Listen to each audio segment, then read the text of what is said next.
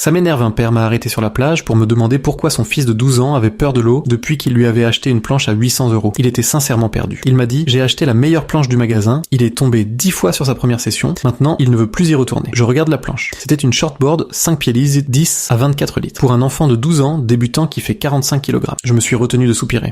Laissez-moi vous expliquer ce que le vendeur lui avait fait. Une shortboard, c'est la planche la plus technique qui existe. Elle est faite pour des surfeurs confirmés qui ont des années de pratique derrière eux. Elle ne flotte presque pas. Elle demande une technique parfaite pour se lever. Elle punit chaque erreur immédiatement. Mettre une shortboard entre les mains d'un enfant débutant, c'est lui mettre une moto de course entre les mains, le jour où il apprend à faire du vélo. Il n'avait pas peur de l'eau, il avait peur d'une planche, qui n'était pas faite pour lui. Le vendeur avait fait sa commission sur la planche la plus chère du magasin, sans poser une seule question sur l'âge, le poids ou le niveau de l'enfant. Je lui ai expliqué tout ça calmement. Le père regardait la planche différemment maintenant. Il m'a demandé ce qu'il fallait faire. Je lui ai dit qu'il fallait une mousse de 7 pieds minimum pour son fils. Large, stable, flottant. Une planche qui pardonne les erreurs au lieu de les punir, une planche qui donne envie de revenir à l'eau. Il a remercié et il est parti. 3 semaines après, il est revenu me voir sur la plage. Son fils était à l'eau avec lui. Il souriait. Ce qui m'énerve vraiment, c'est pas que le père ait mal choisi, c'est qu'un vendeur a failli dégoûter un enfant de 12 ans du surf pour toute sa vie, juste pour vendre une planche à 800 €.